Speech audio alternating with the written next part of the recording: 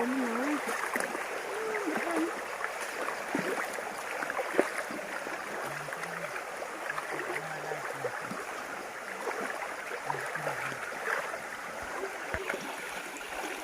บุญก็ได้ขจิตเตะมันไม่ได้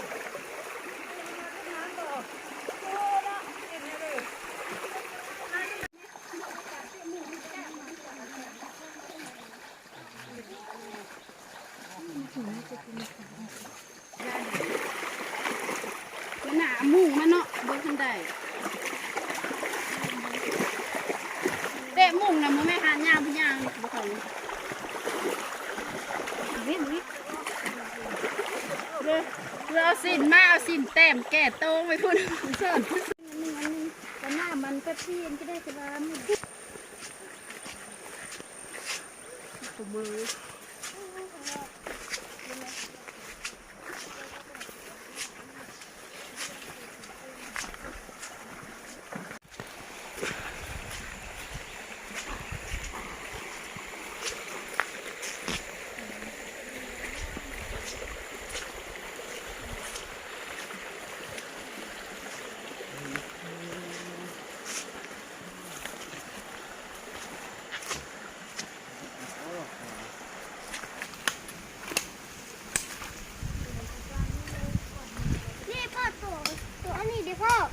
กัดวะ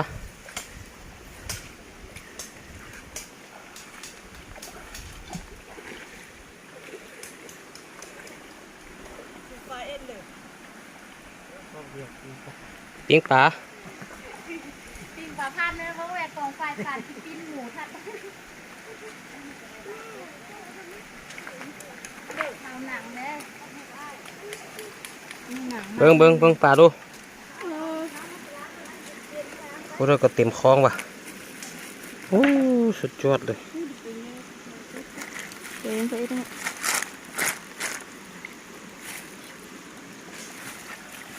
เบิ้งปลาวันโอ้เยอะแยะสินเบิ้งปลาพันเลยได้น้อยกว่าโมเมาอัดคอนเยอะเบิ้งอันนี้เจ็บละอันนี้นะ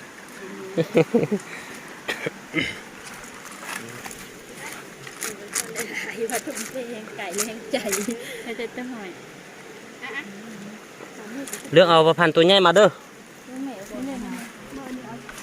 วันนั้นบ้านเยอะคนเมืองที่ไอ้คนบนใหม่ยังบนอะไรนู่นเราเบิ่งที่เดือดที่ปิ้งให้เดือดเอาแล้วก็ไปอัดอันนั้นแล้วก็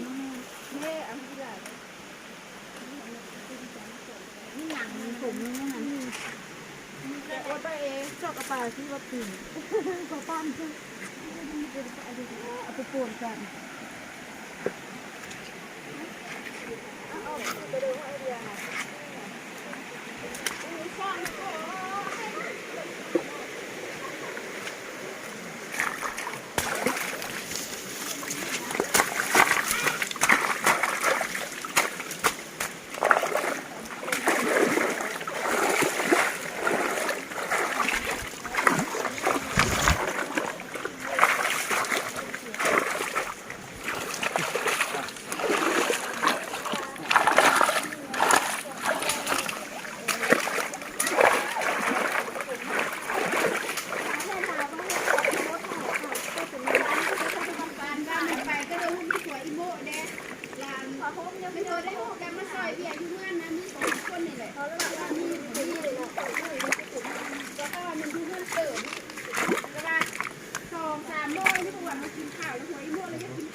นุ้ย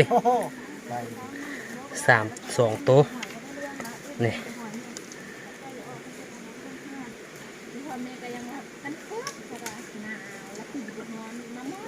ได้หลายจะทายแม่หลายสุดแล้วนี่นะนี่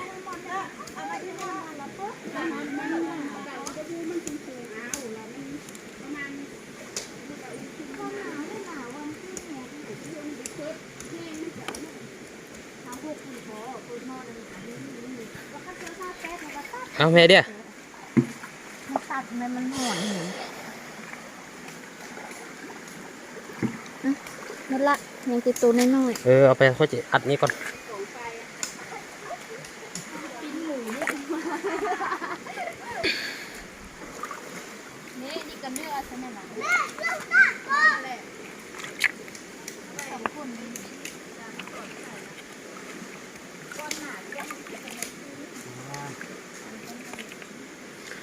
คนแล้วเป็นพวก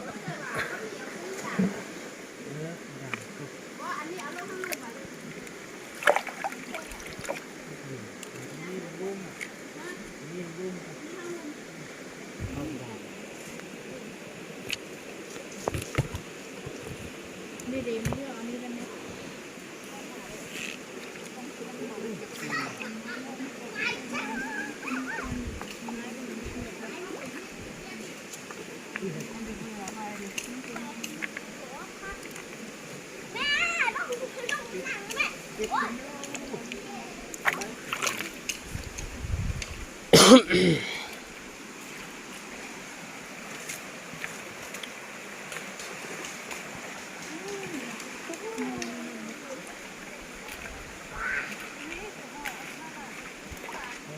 เมื่อกี้ฮันได้อยู่นี่หลายเติบเนาะ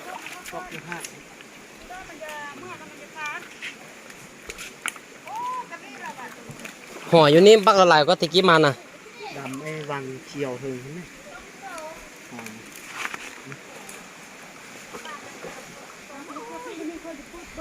เอาเขาเอาปลามาเมื่อวะ ป้ายมาไปแล้วนี่ ไม่เดียว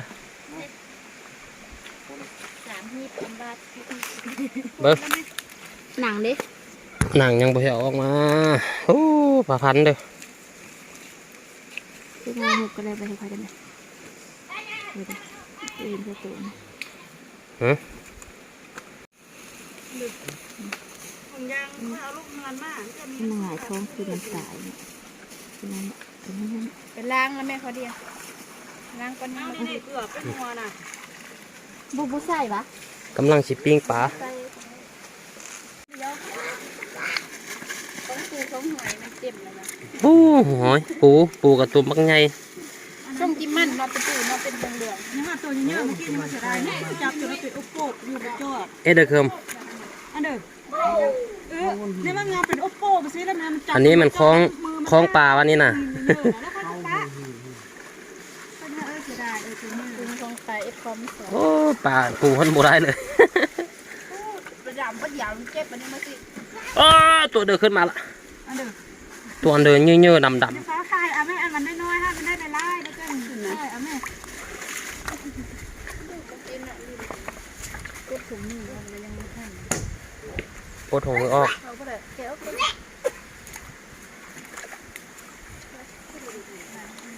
ลือดเห็นที่ไหนวะเขากดอันนี้ออกนี่ไม่เกิดเป็นเงินไม่ใช่ ปาดออกเลยนะถุงมือฮะน่ะโอ้พัดเอาซุ้มมาอีกเจ็บท้องอีล่าบัดนี้นะ จีกอันเอามีดฟาดอันขึ้นมันนี่เลย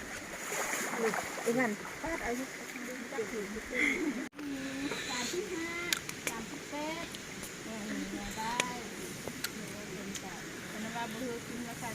นี่จะไม่ได้อันเกิดลูกช่วงเลยเนาะจักแทนเพิดจักนมจักอันเดิมจักแทนแต่ละเลยดูอ่อนส่วนนี่ตลาดเดือนก็บอก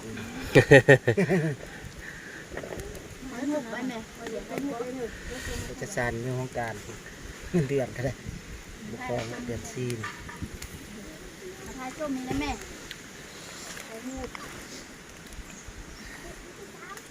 อันนั้นแม่นเด้อเนาะโอ้ เอาใส่น้ำเต้นเมื่อกี้